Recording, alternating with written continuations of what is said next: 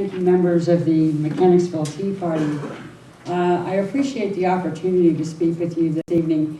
You know, for decades, the environmentalists have been working to keep us out of rural areas. They've held that it's human beings that are destroying the environment. And they feel the best way to preserve the environment is to herd human beings off of as much of the rural landscape as possible and into high-density urban development areas. Now, the global warming fanatics have followed suit with pretty much the same idea, only they believe that in those high-density urban development areas we should have alternative sources of transportation, and we should live in the 5-minute community where you walk or ride a bike wherever you need to go within your community. You have car sharing of an electric car from one community to another, and for longer distances you use high-speed rail. Well, then you add to the mix the socialists. The socialists believe that those of us who work hard and create wealth should share that wealth with the community and with those who choose not to work or who are unable to create their own wealth. They believe that we should do this locally, at the national level, and even at the federal level, and around the world. Well, you put the three of these groups together, and they've come up with a plan to implement land use regulations, not only locally, not only statewide and nationwide, but globally. But one of the problems in doing this is that the United States is the only nation who has private property rights. So that posed a challenge for them. So they decided the way to get around it and to implement their socialist agenda, they would separate development rights from property rights. And you'll find yourself having very few rights on your own property should this plan be fully implemented. So I'm here tonight to present to you the history of sustainable development, connecting the dots. Now I'm connecting the dots to a United Nations agenda to the local level in the comprehensive plans. And this report is the result of 8 months of my research in reading all of the source documents. I actually have the source documents here with me. I'll put them out on the table after the presentation for any of you to take a look at, but they're also available online, and I'll be happy to tell you where you can find those links online. But the concept of sustainable development arose after 1974 United Nations adoption of a declaration for the establishment of a new international economic order. The document was written by developing countries and called for the regulation of multinational corporations, the authority to nationalize foreign property, the authority to establish commodity monopolies, and the transfer of technology and technical assistance. The document showed clearly that the delegates to the UN General Assembly accepted the idea that governments should virtually control the economy and that equity was the primary objective. This document was largely ignored by developed nations, but many of these UN delegates took these ideas to other UN conferences. For example, the 1976 UN Conference on Human Settlements, or Habitat I. Here is an excerpt from the preamble. Land cannot be treated as an ordinary asset, controlled by individuals and subject to the pressures and inefficiencies of the market. Private land ownership is also the principal instrument of accumulation and concentration of wealth, and therefore contributes to social injustice. This preamble sets the stage for 65 pages of very specific land use recommendations. Among the many recommendations are to redistribute population in accord with resources. Government must control the use of land to achieve equitable distribution of resources. Control land use through zoning and land use planning. Excessive profits from land use must be recaptured by government.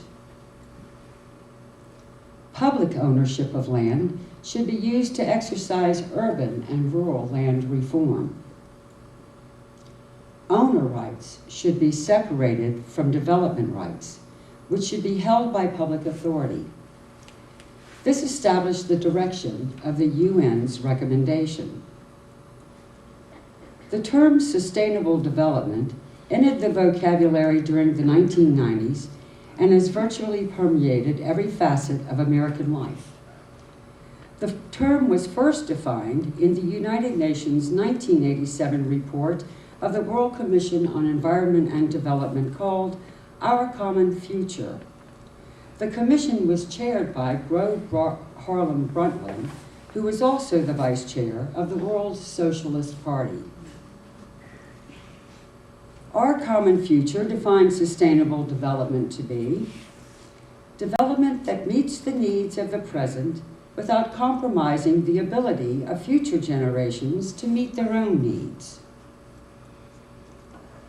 Sustainable development is illustrated to depict the proper balance between social equity, the environment, and economic development. What is called sustainable is the perfect balance between policies related to these three all-encompassing areas of life. Sustainable development policies dictate that environmental protection can only be achieved by making nature the central organizing principle for our economy and society. As such, every societal decision would first be questioned as to how it might affect the environment. To achieve this, policy focuses on three components: land use, education, and population control and reduction. Sustainable development policy dictates that in order for social equity to be achieved, individuals must give up their selfish wants for the needs of the common good or the community. How does this differ from communism? The authors of sustainable development policies believe that private property is an evil that creates wealth for a few at the expense of the poor. So too is business ownership. Instead, every worker or person will be a direct capital owner. Property and businesses are to be kept in the name of the owner, keeping them responsible for taxes and other expenses. However, the control is to be in the hands of the community. That policy is right out of the Socialist Handbook.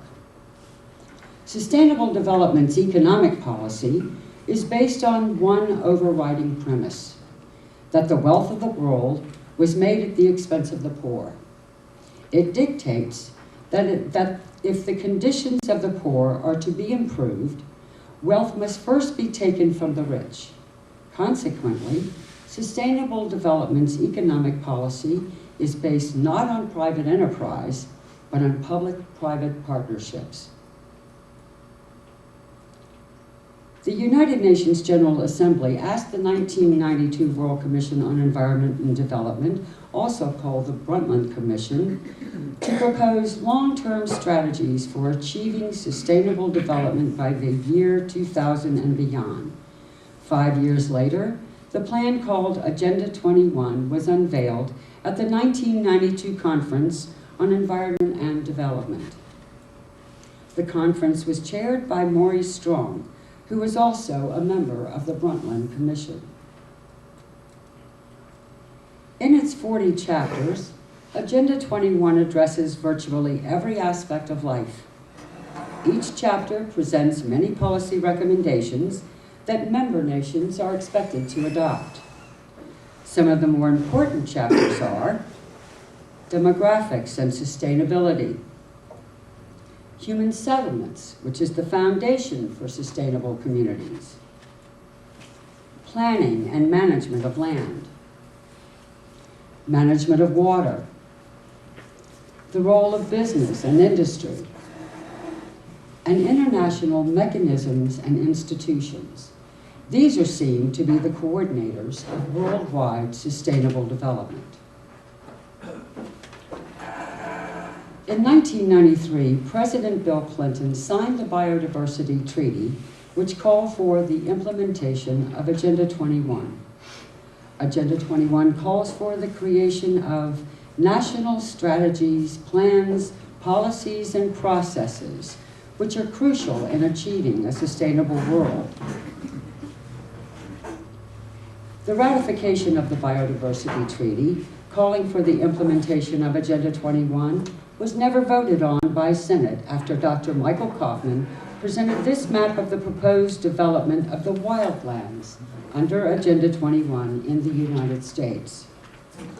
The areas you see in red represents wilderness reserves known as the wildlands, which would be off limits to human beings. Areas in yellow represents highly regulated buffer zones, where human existence will be greatly restricted. The areas in green represent zones for normal use of high-density, mixed-use urban areas. 6 months after his inauguration, President Bill Clinton issued Executive Order 12852, which created the President's Council on Sustainable Development on June 29, 1993. The Council's membership included 12 cabinet-level federal officials, Jonathan Lash, President of Rural Resources Institute, John Adams, the Executive Director of National Resources Defense Council, Diane Dillon Ridgely, President of Zero Population, Michelle Perrault, International Vice President of the Sierra Club, John C. Sawhill, President of the Nature Conservancy, J.D. Hare, President of Rural Conservation Union, Kenneth L. Lay, CEO of Enron Corporation, and William D. Ruckelshaw, Chairman of Browning Ferris Industries and former EPA Administrator. The purpose of the President's Council on Sustainable Development was to transfer the recommendations set forth in the United Nations Agenda 21 into public policy administered by the federal government. They created the American version of Agenda 21 called Sustainable America, a New Consensus.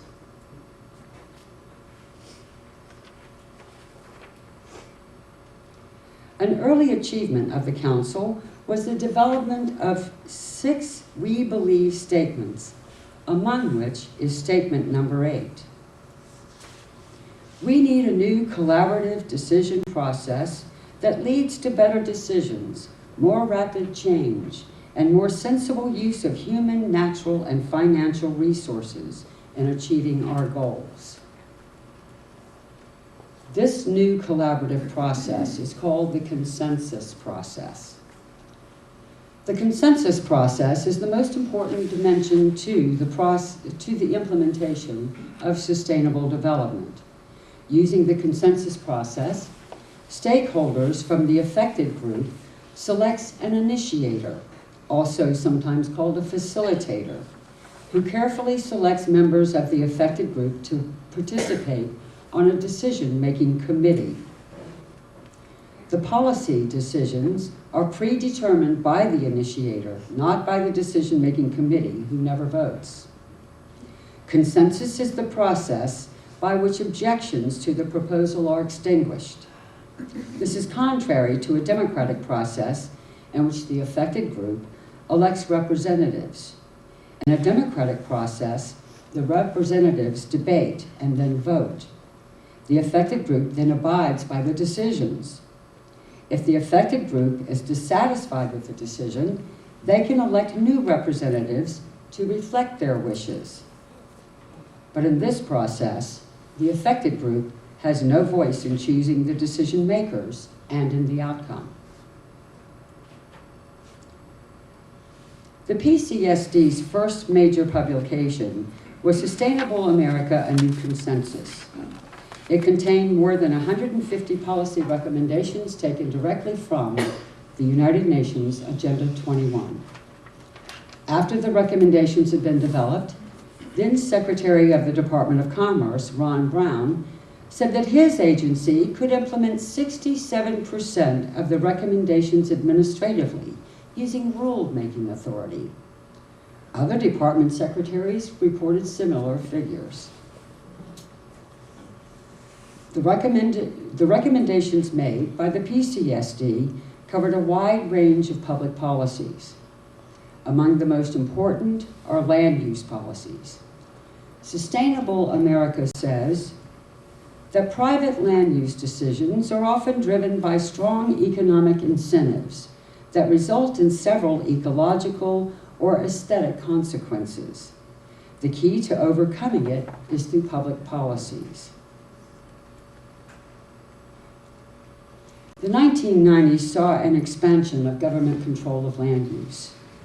In 1997, the federal government already owned about 1/3 of all the land in America. State and local governments owned another 10%.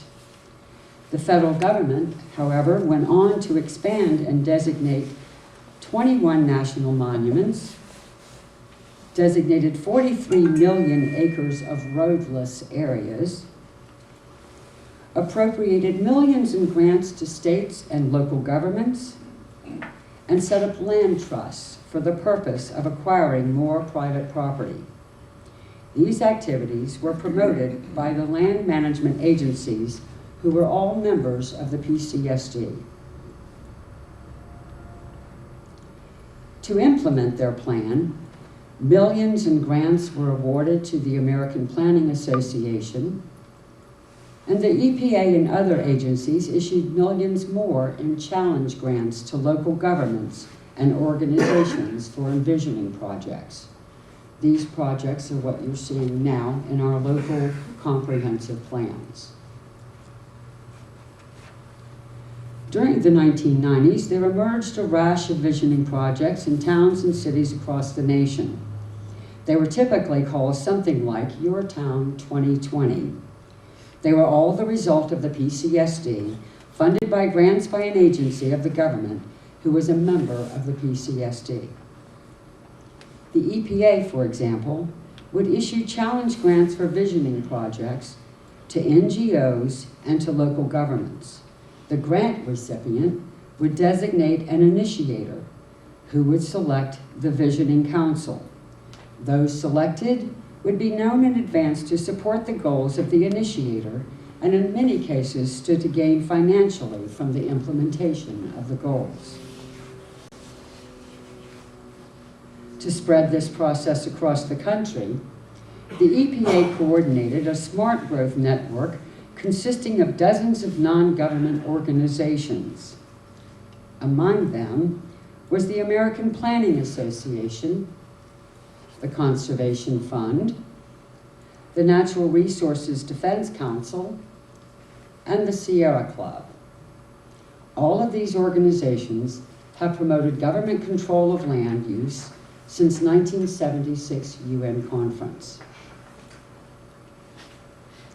In each of the communities where visioning councils were established, their starting proposal was the recommendations of the PCSD. Their objective was to present the PCSD recommendations as local goals for the community. Through the consensus process, remove any objections that might arise, and develop specific recommendations to achieve the goals.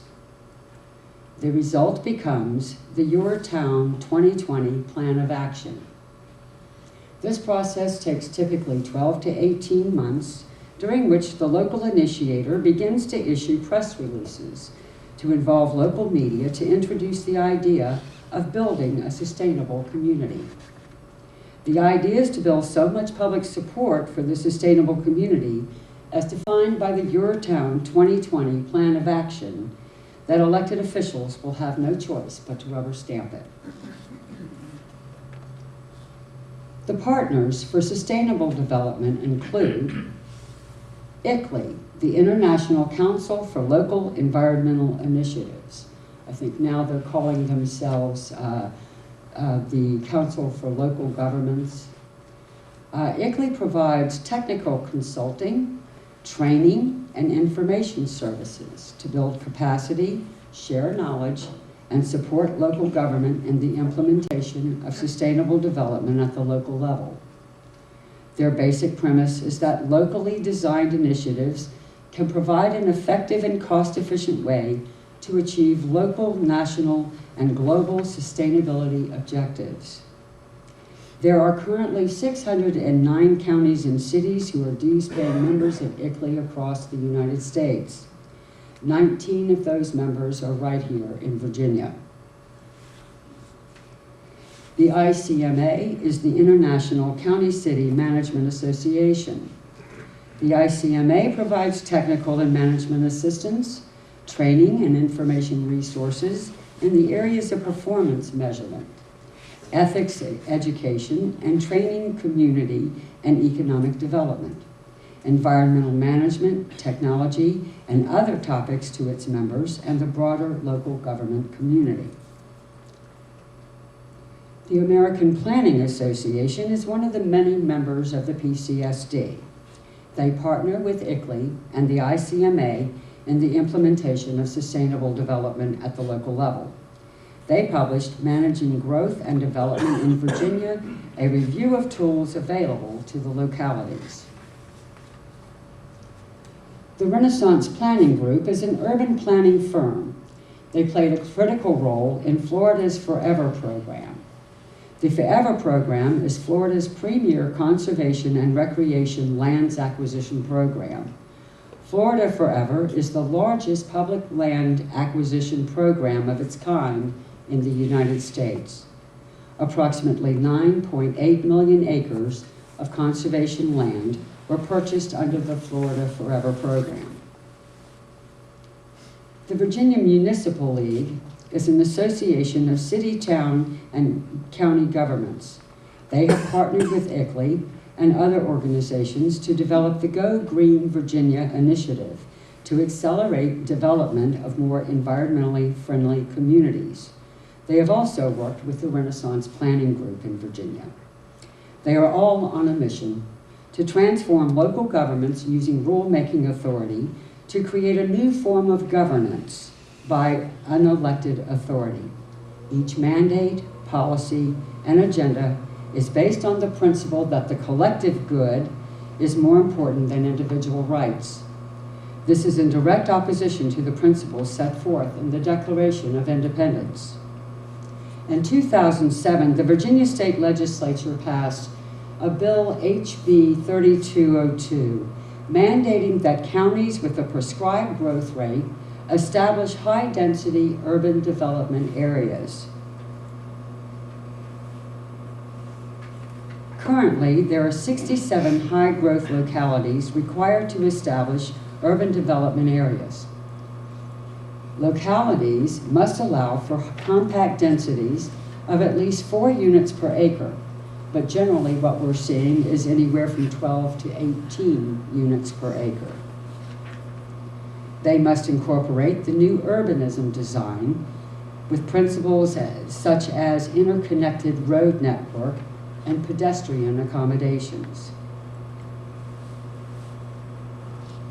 In June of 2008, an organization called the One Planet Communities was invited to a conference of the Virginia Sustainability Building Network to give a presentation of their proposed One Planet Communities ideas.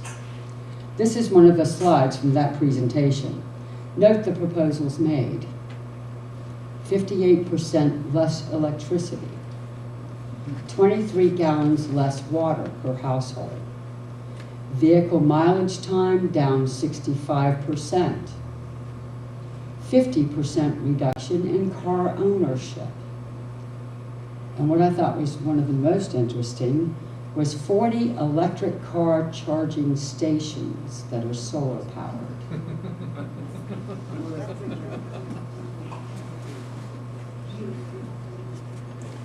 Here, One Planet Communities calls for a reduction in the footprint of 6 homes to less than 2 by the year 2020. In other words, they propose we be stacked on top of one another in high-rise housing to avoid further expansion of development. The 5-minute lifestyle proposes that you work, shop, go to school, enjoy forms of recreation and entertainment, all within your sustainable community and all within a 5-minute walk or bike ride of your home. Here is One Planet Communities' proposal for sustainable transportation. They propose travel by bicycle or on foot within your community, electric car sharing to travel short distances from one community to another, and high-speed rail for longer distances. Car ownership would eventually be a thing of the past. Sustainable programs have also entered the public school system at the core of the curriculum. There was a recent survey of 12 of the 134 school districts in Virginia as part of a case study to assess the progress of the implementation of sustainability programs in Virginia's K-12 schools. Some of the questions include, do you incorporate sustainability into academic programs or curricula? Do you have any gardens that are used for teaching purposes? Do your students participate in school energy audit programs? And has your school system received federal, state, or local recognition for energy efficiency or sustainability programs? The goal is to ensure that our children, the leaders of the future, are well indoctrinated in sustainability practices. The policies in Agenda 21 call for government control over water and rationing of water. So in May of 2009, President Obama issued Executive Order 13508, giving full control of the Chesapeake Bay protection and restoration to the EPA. The Environmental Protection Agency was charged with the responsibility of establishing regulations, programs, and policies to restore water quality, establish best agricultural conservation practices, strengthen stormwater management practices for land, assess the impacts of climate change on the bay and develop strategies, and developed focused and coordinated habitat. Let's take a look at what the EPA considers to be some of the best water management practices. Thanks to the water management practices of the EPA, one of America's premier agricultural regions suffered the worst man-made drought in the history of the United States. Since March of 2008, thousands of farms in the San Joaquin Valley in California have been without water to irrigate their crops to protect the endangered Delta smelt. The EPA's redirection of water away from the richest soil in the country turned San Joaquin into a dust bowl and put more than 40,000 farmers out of work. Many thousands of farmers became dependent on public assistance, food pantries, and unemployment to survive. Many hundreds of farmers were forced to give up their land for a fraction of its value to land trusts. These land trusts assure that the land will be locked away forever as wilderness areas and will eventually be off limits to humans. The EPA clearly feels it was more important to protect this 3-inch fish called the Delta smelt than to keep the nation's richest farms in business. In short, the global to local plan is to take the policies of the United Nations, Agenda 21, brought to the United States and translated into policy for a sustainable America to establish a policy for your town 2020 plan of action. Rest assured, that your town 2020 plan of action will have a negative impact on private property rights, economic prosperity, and will result in the regulatory taking of your land. Sustainable development policies will result in sharp increases in the cost of housing in urban areas. Revitalization plans in the higher density urban areas displaces many through gentrification and always results in sharp increases in the cost of housing. It will include regulations to ration water, electricity, and fuel. Higher density puts more strain on local resources. To meet the needs of these high-density urban areas, regulations to restrict individual use of resources are imposed. These new regulations are also a requirement to receive the federal funding made available for sustainable projects. Such restrictions would force expensive retrofitting of a home in order to meet one's daily needs for water, electricity, and fuel. Many who cannot afford this expensive upgrade to their homes will be forced to leave their home and the community. Higher property taxes are another consequence of high-density urban development areas. Rezoning for higher densities artificially inflates property values, thus increases property taxes. There's a decrease or total loss in the value of property in rural areas outside of those urban boundaries. Land in rural areas commonly lose some or even all of its value. For example, if you purchase a 5-acre parcel of land that has not yet been developed in an area that calls for 25 or more acres of land under the new zoning plan, your land would be worthless. Property owners are denied building permits if they have less than the required acreage required to build. In short, sustainable development policies can and will ultimately lead to the regulatory taking of land that transfers private ownership to government ownership. Sustainable development policies are designed to abolish private property and control every aspect of our lives. If it has not happened in your town, it will.